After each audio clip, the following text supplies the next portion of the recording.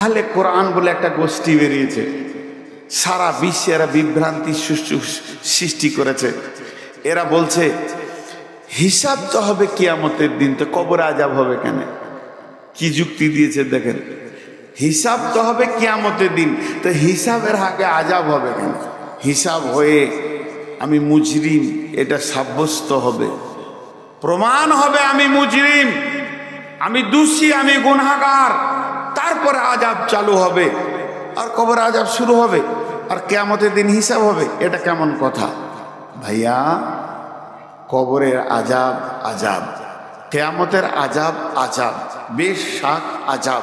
আযাব মানি আযাব, আযাবের অবিধানিক অর্থ আযাব, কষ্ট। কিন্তু কবরে আযাব সত্য, তাহলে আগে হবে কেন? একটা উদাহরণ দিব। আমার বাড়ি আপনার ভেলিয়ানে, আমি এখানে থাকি, এটা আমার বাড়ি। আমার বাড়ি থেকে দূরে একটা মুদিখানার দোকান আছে।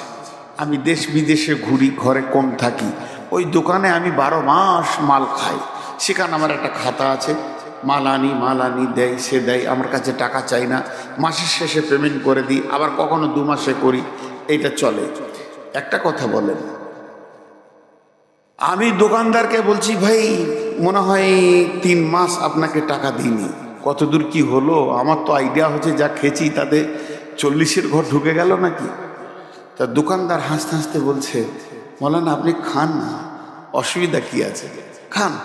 তা আমিও একটু ব্যস্ত, তো হিসাবটা এই এপ্রিল মাসের শেষে বসবো, কিংবা মে মাসের 10 তারিখে বসবো। হিসাবের একটা ডেট হয়ে গেল, হিসাবের দিন হয়ে গেল। তারপরও আমি মালদা যাচ্ছি জালসা করতে, পকেট থেকে একটা 20,000 টাকার বান্ডিল ওর টেবিলে নামিয়ে দিলাম, এটা জমা করে নেন। আচ্ছা, ওইটা যদি জমা করে লাই, ওর কি অসুবিধা আছে কিছু? জি ভাই, অসুবিধা আছে। আমি আইডিয়া করছি 50-60 হাজার হয়ে যাবে, তো 20-30 হাজার টাকা দিয়ে গেলাম। হিসাব হচ্ছে 10 তারিখে। 10 তারিখে বসে দেখছি টোটাল আমার মাল নেওয়া হয়েছে 60,000 টাকা। 60,000 টাকা। তাহলে কি ওই 20,000টা মাইনাস হবে না? 20-30 হাজারটা মাইনাস হবে না? হবে। তো কবরের আযাব সত্য, কিয়ামতের মাঠে যেদিন হিসাব হবে সেই দিন এই আযাবটা ওই আযাবের মাইনাস হবে। আল্লাহর নবী বলছেন, মুমিন কালেমাওয়ালা যারা শাহাদু আল্লা ইলাহা ইল্লাল্লাহু ওয়া শাহাদু আন্না মুহাম্মাদান আবদুহু ওয়া রাসূলুহু পড়েছে, শিরক মুক্ত জীবন যে ব্যক্তিটা করে, ওই পৃথিবীতে যত কষ্ট পায়, রাস্তায় চলতে চলতে যদি পায়ে একটা ছোট্ট কাঁটা ভোঁকে যায়, একটা কাঁকড়ে যদি আঘাত পায়, তার জন্য তার গুনাহ মাফ হয়ে যায়। তাহলে আল্লাহ মুমিনকে কি সুন্দর করে বানিয়েছেন। মুমিনের জীবনে সামান্যতম কষ্ট হবে আর তার আযাব মাফ হয়ে যাবে, তার গুনাহ মাফ হয়ে যাবে। তাহলে জেনেলেন, পৃথিবীতে যদি এটা হয়, চলার পথ তো আমার হিসাবের দিন, কিয়ামতের দিন আছে। এই চলার পথে পড়ছে কবর। আল্লাহ যাদের প্রতি দয়া করে, 2-4টা 10-20 গুনাহ, সামান্য গুনাহ যার আছে, কবরে আযাবেই সেটা মিটে যাবে। এমনও লোক আছে কবরেই তার আযাব শেষ হয়ে যাবে, কিয়ামতের মাঠে সে মুমিনের দলে উঠবে। যদি কবরে আযাব শেষ না হয়ে যায়, তার গুনাহ যদি শেষ না হয়, কিয়ামতের মাঠে 50,000 বছর দাঁড়িয়ে থাকবে। কোনো চিঠি এটা পরে বললেই তো হয়, কথার মোশনে দিচ্ছেন, তার মানে কথাটা স্টপ করে আপনাকে এটা বলতে হবে এখন। হ্যাঁ, দান দেন আপনারা মাসের জন্য, দেন। কে কত দিবেন আল্লাহর রাস্তায়? 2-5 হাজার, যার কাছে যা আছে দেন। দানের জন্য বলছে, মানে স্টপ বাইন আর কি, দানা দেই কর। কোথায় এসেছি রে বাপ? দান আদায় হবে ইনশাআল্লাহ। তো সঙ্গে সঙ্গে পৃথিবী থেকে চলা থেকে কিয়ামত পর্যন্ত যত কষ্ট পাবে মুমিনের গুনাহ মাফ হবে। এর জন্য কবরে আযাব বড় সত্য, কবরে আযাব বড় সত্য, কবরে আযাব বড় সত্য।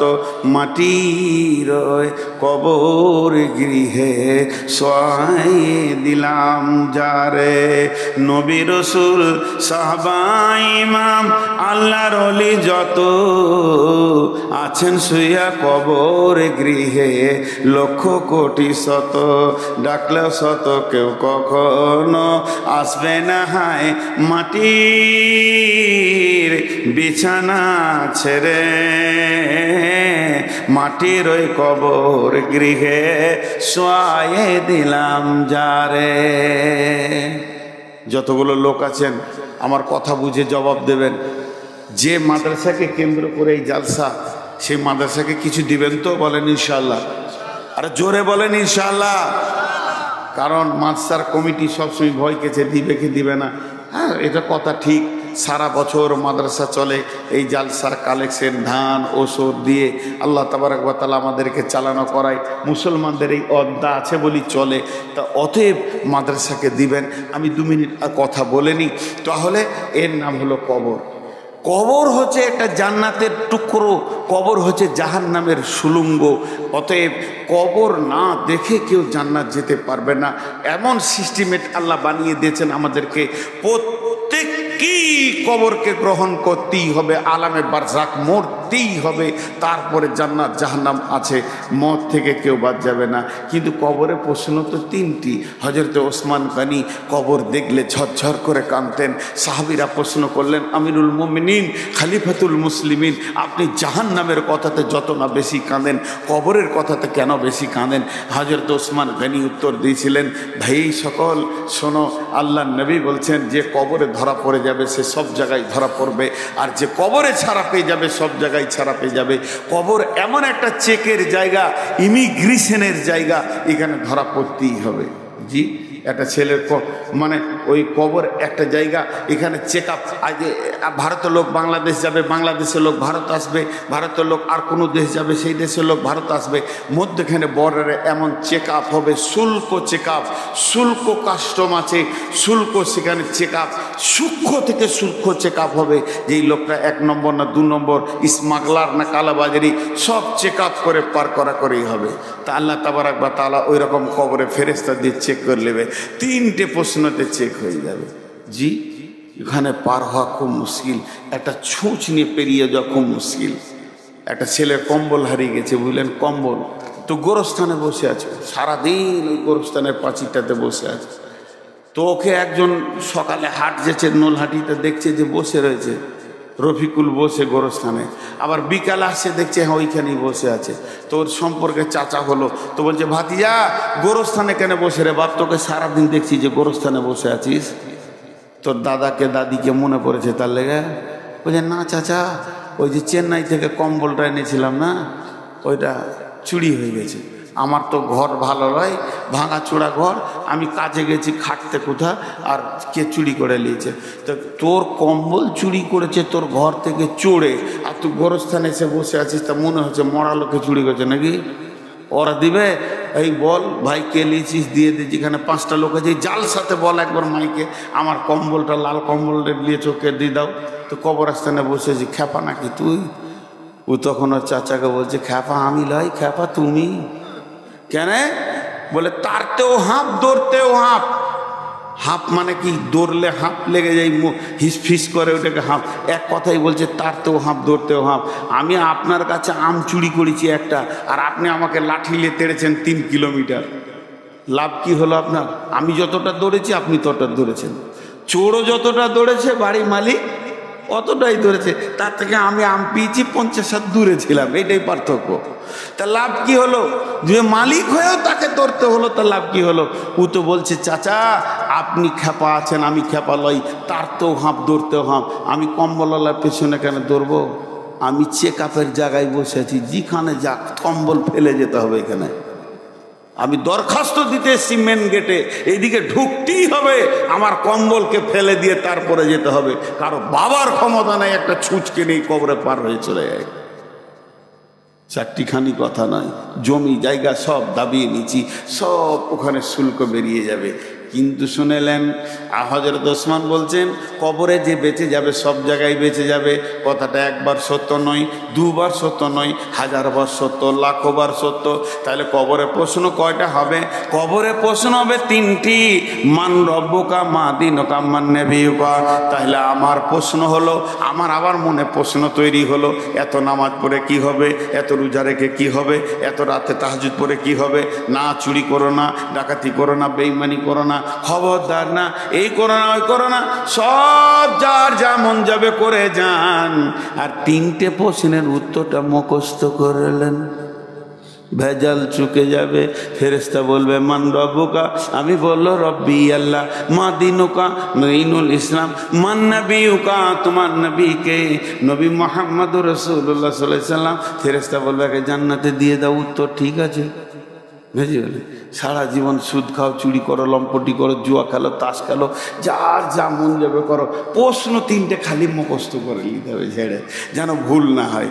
তাই যদি হতো বুদ্ধি দিয়ে পার হয়ে যাওয়া, একটা মৌলবি জাহান্নাম যেত না, সব মুখস্থ আছে। 2 বছর যে মাদ্রাসা দেখেছে তার মুখস্থ হয়ে গেছে কবরের প্রশ্নের উত্তর। আমি তো বাচ্চাতে মুখস্থ করেছি যখন মাদ্রাসা 1-2 বছর থেকেছি। এই যাও মান রব্বুকা রব্বি আল্লাহ, মা দীনুকা দীনুল ইসলাম, মান নবিয়ুকা নবী মুহাম্মদ রাসূলুল্লাহ সাল্লাল্লাহু আলাইহি সাল্লাম। হয়ে গেল। তাহলে আমাকে আর কে আটকায়? আমাকে কে আটকায়? জি, একটা ছোট্ট গল্প আবার শোনাবো। এক বুড়ি মানুষ মানে মুরব্বী। আমার মাকে আমার খুব কম মনে পড়ে। আমার মা আমাকে 5 বছর 6 বছরে রেখে দুনিয়া থেকে চলে গেছেন আল্লাহর ডাকে। আমার মাকে আল্লাহ জান্নাত নসিব করুন। কিন্তু আমার চাচিকে খুব মনে পড়ে। তো চাচির কাছে যখন বসতাম, খুব মুরব্বী মানুষ, সাদা সিধে মানুষ ছিল, কোনো প্যাঁচ বুঝতো না। তো ও বসলি একটা কথা বলতো, কি কবরে জবাব দিব? ওর আখেরাত ফাকেরাত অত হাদিস মুখস্থ নেই, কবরে কি করে জবাব দিব রে বাবা, কবরে কি করে? ওর একটা জিনিস মনে পড়তো, তাহলে কবরকে ভয় করে। একরকম ওই রকম মুরব্বী মানুষ, বুড়ি মানুষ, ওর বয়স 70 বছর হয়ে গেছে। তো ও খালি কবরকে নিয়ে চিন্তা করে, কবরে কি জবাব দিব, কবর। ওর পেটের বেটা ল নিয়ে পড়তে গেছে, আইন পড়তে গেছে, তর্ক পড়তে পড়তে নাস্তিক হয়ে গেছে। ওর পেটের বেটা বলছে আল্লাহ নাই, আখেরাত নাই, কিয়ামত নাই, কবরে আযাব নাই, যে যা পারবি করে লেগা। মা বড় ইমানদার আর বেটা হলো নাস্তিক। এবার বেটাকে তো মা খেতেই দিবে, মা খেতে দিচ্ছে, সকালে উঠে কোর্ট যাবে, তো রুটি দিচ্ছে, তরকারি দিচ্ছে, আর বলছে বেটা নামাজ পড়ে বাবা, কবরে কি জবাব দিবি? তো রুটি খেতে খেতে বলছে তুই বুঝিস না গে, বলা খাম খায় এত তুই বুঝি, বল আমবকেই না গো। ই জানে আর মাথায় কিছুই নেই। মা তো ঘুরিয়ে ঘিরিয়ে একটাই কথা বলছে, কবরে কি জবাব দিবি? 3 দিন কোর্ট বন্ধ আছে। সকালবেলায় উঠে খাতা কলম নিয়ে মসজিদে হাজির। ইমাম সাহেব দেখছে গাঁয়ের পাকা খচ্চরটা আসছে আর কি। গোটা দুনিয়া ওকে চিনে যে ইসলাম মানে না, কিছুই মানে না। তাও ইমাম সাহেবকে বলছে, ওই ইমাম সাহেব শুনেন, কথাবার্তা দেখেন, আপনারা সব মানুষকে বিভ্রান্ত করে রেখে দিয়েছেন, কী সব কবর খবর বলছেন, কবর কি প্রশ্ন হবে বলেন তো? বলে ইজাউ জিয়াল মাইয়াতু ফিল কবরে আতাহু মালাকানে ফায়াকুলানে মান রব্বুকা মা দীনুকা মান নবিয়ুকা। বলে দাঁড়ান আমি লিখে দিই, মান রব্বুকা মা দীনুকা মান নবিয়ুকা। উত্তর কি হবে? রব্বি আল্লাহ দীনুল ইসলাম সাল্লাল্লাহু আলাইহি সাল্লাম। ও আপনার রাতে মুখস্থ করে নিয়েছে, এমন মুখস্থ করেছে বেরেন ভালো শয়তানের। হ্যাঁ, নাস্তিক কেমনি হয়েছে, বুদ্ধি ভালো দিয়ে মুখস্থ করে নিয়েছে। সকালে ঘুম থেকে উঠে বিরাজ করছে। মা জিজ্ঞেস করছে বেটা ফজর পড়লি, কবরে কি জবাব দিই? বলছে শুনে লেখালি, খালি শুনেলে, তোর মুখস্থ আছে কি ঠিক করে বল। মা তো ভেবা খেয়ে যায়, কি বলে কবরে উত্তর হবে মান রব্বুকা রব্বি আল্লাহ, মা দীনুকা দীনুল ইসলাম, মান নবিয়ুকা নবী মুহাম্মদ রাসূলুল্লাহ সাল্লাল্লাহু আলাইহি সাল্লাম। দেখ আমি মুখস্থ করে নিচ্ছি, তার মানে আমি পেরিয়ে যাবো, আমার পরীক্ষায় পাস। এবার তুই কি করবি দেখা, তোর তো মুখস্থ হবে না বুড়ি মাথায়। মা বলছে বেটা রে, তোর পেটে আমি হয়নি, আমার পেটে তুই হয়েছিস। তোর পেটে আমি হয়নি, আমার পেটে তুই হয়েছিস। তাহলে তোকে একটা গল্প শোনায়। দুই বন্ধু ছিল ওই গ্রামে, একটা গ্রামে দুই বন্ধু ছিল। এক বন্ধু একটা ময়না পাখি নিয়েছে, এই বাড়িতে খাঁচাতে রেখে দিয়েছে, আর গোটা গায়ে বলে বেড়াচ্ছে আমার ময়না কথা বলে, আমার ময়না কথা বলে। ওর বন্ধু বলছে তর্ক 1000 টাকা তোকে দিব, তোর ময়না কথা বলে না। বলছে তাহলে চল একটা সাক্ষী নিলে চায়ের দোকানে, চ তোর ময়নাকে দেখতে যাব। সাক্ষীটা যে ময়নার কাছে পৌঁছিয়েছে, তো ময়নাটা বলছে আসসালামু আলাইকুম, কেমন আছেন? সাক্ষীটা বলছে এই তো ঠিকই তো কথা বলছে, 1000 লাগবে। বলে দাঁড়ান না, এবার তুই যা।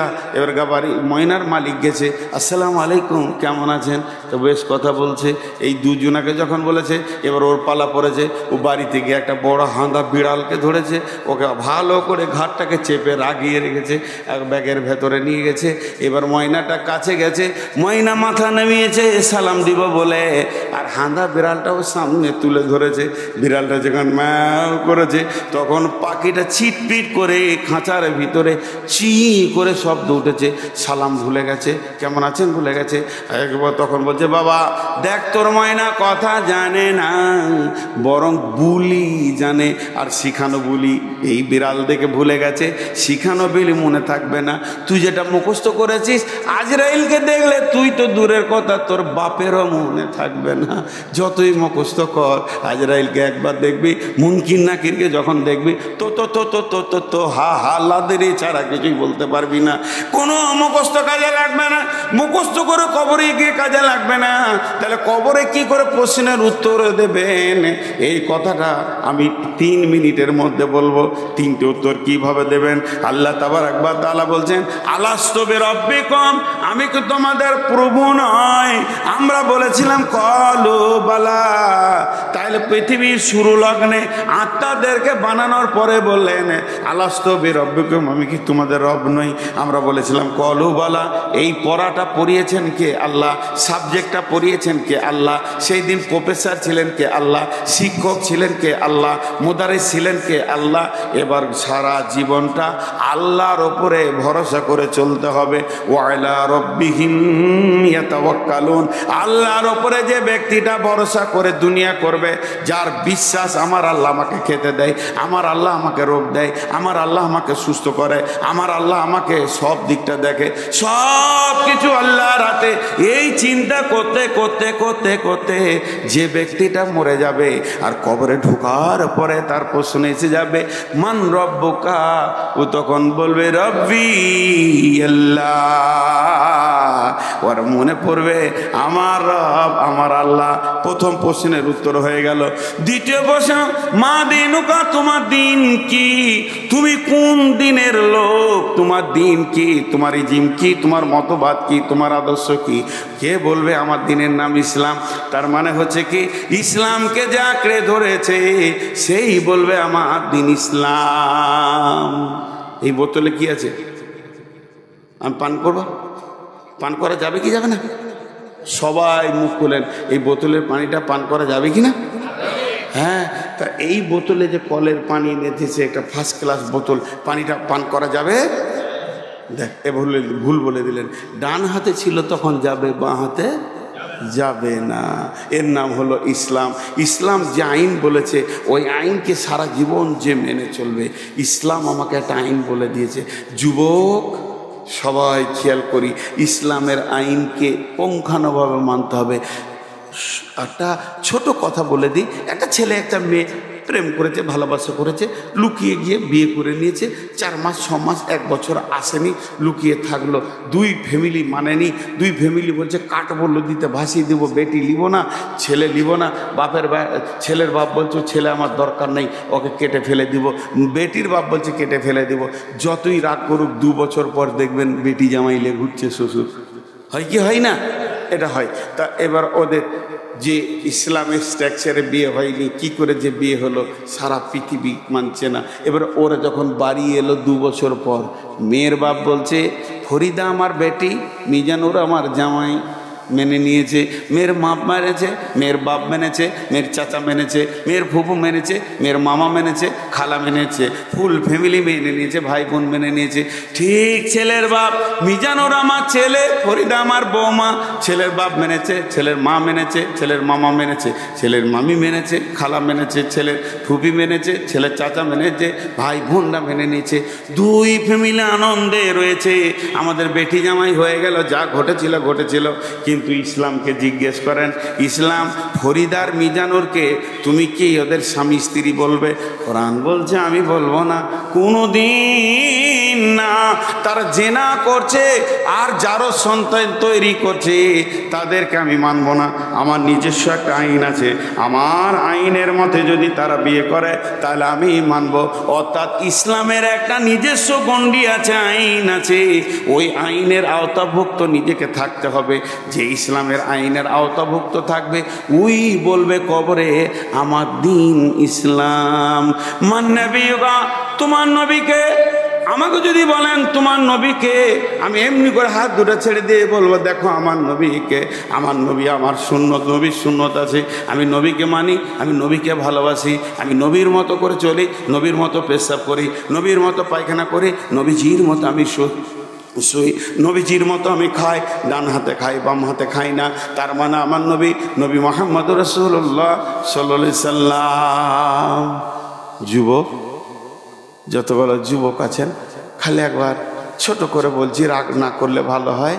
এই যে চুলটা চারিদিকে নাড়া, এখানে জুতোর বিরাস, এটা কোন নবীর সুন্নত? এটা কোন নবীর সুন্নত?